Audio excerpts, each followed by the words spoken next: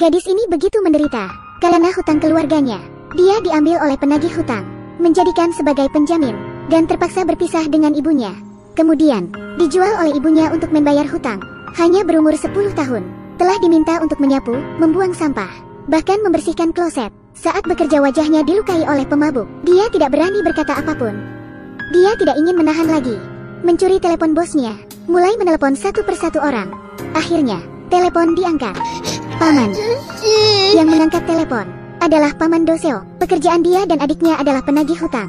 Hari ini, mereka mendatangi ibu gadis tersebut. Wanita itu sudah 3 bulan tidak membayar tepat waktu.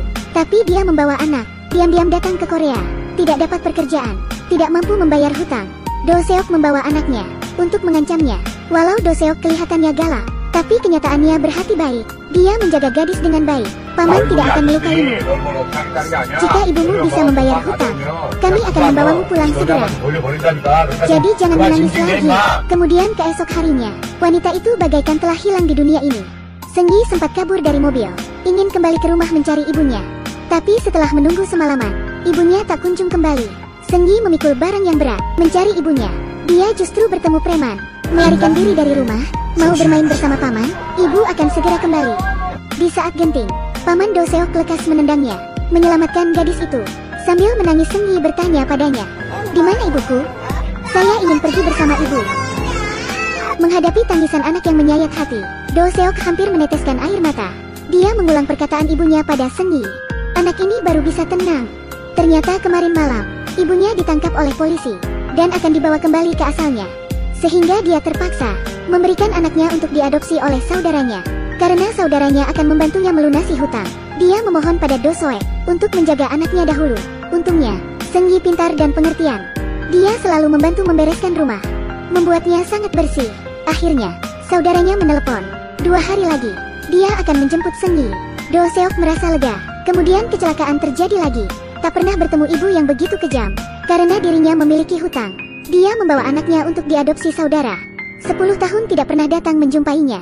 Namun saudaranya bukan orang yang baik. Sebelum mengantarkan Senggi, Doseok membelikannya baju baru, membawanya melihat konser idolanya. Dia yang enggan menghabiskan uang. Tapi karena satu perkataan, benar ayah yang baik menemani gadisnya mengantri, mengeluarkan uang simpanannya. Akhirnya, tiba saatnya mengantarkan Senggi. Doseok merasa sedikit tidak rela. Dia memberinya sesuatu, memintanya bertelepon jika terjadi suatu hal. Pada akhirnya, di depan kaca, melihat dengan lama. Beberapa hari kemudian, Doseok merasa bimbang. Mulutnya berkata tidak khawatir dengan Senggi. Tapi sebaliknya ia tidak tahan untuk memberinya pesan. "Senggi, saya adalah paman. Apakah kamu tidak kangen pada paman?" Yang aneh, 10 pesan berurutan. Tidak ada jawaban dari Senggi. Dia tidak tahan pergi mencari saudara Senggi. Dia baru menyadari dirinya telah ditipu. Kamu hanya menerima kucing titik 5K tapi tidak memastikan alamat dan menjualnya begitu saja. Apakah kamu manusia? Kembali pada Senggi, semakin menderita, menjualnya untuk dijadinya anak. Alhasil tak hanya harus membersihkan toko, bahkan harus membantu melayani pelanggan. Akhirnya, dia menemukan kesempatan untuk mencuri telepon, menelepon Paman Doseok. "Apakah Senggi?" "Paman." "Paman, apakah kamu tahu alamatnya?" 300 Bangjun, Kota Gu, Busan. Hotel. "Kamu tetap di sana, saya akan segera pergi." Setelah mengetahui alamat, Paman lekas berangkat. Melihat Senggi yang wajahnya terluka, Paman merasa marah dan sakit hati. Demi menyelamatkan Senggi, dengan terpaksa Paman menjual mobilnya, dan membawanya periksa ke dokter. Kedua orang ini membesarkan Senggi bagaikan anaknya, ingin mengantarkan dia ke sekolah. Tapi dia tidak memiliki akte kelahiran, tidak ada sekolah yang menerimanya. Gurunya berkata, kecuali Paman adalah ayahnya. Tapi Senggi tidak menginginkan, karena takut ibunya sedih setelah mengetahuinya. Jong Bai memberitahu Senggi, memintanya belajar di sekolah, adalah harapan bagi ibunya juga.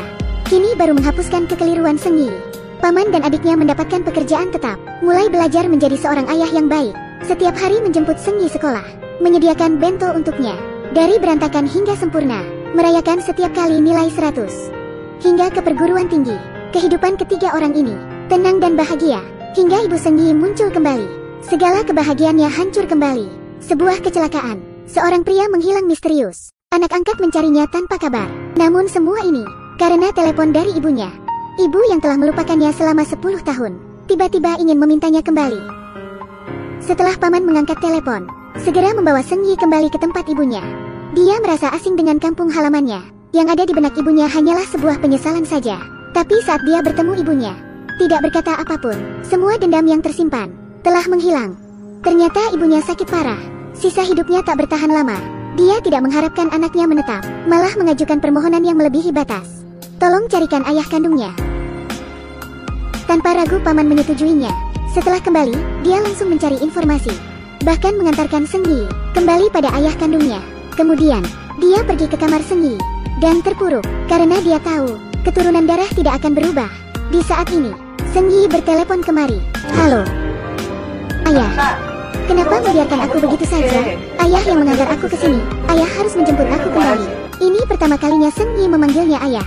Paman terdiam sesaat, kemudian diikuti dengan rasa gembira dan tersentuh. Dia mengendarai motornya, bersiap menjemput anak gadisnya. Tapi kecelakaan terjadi.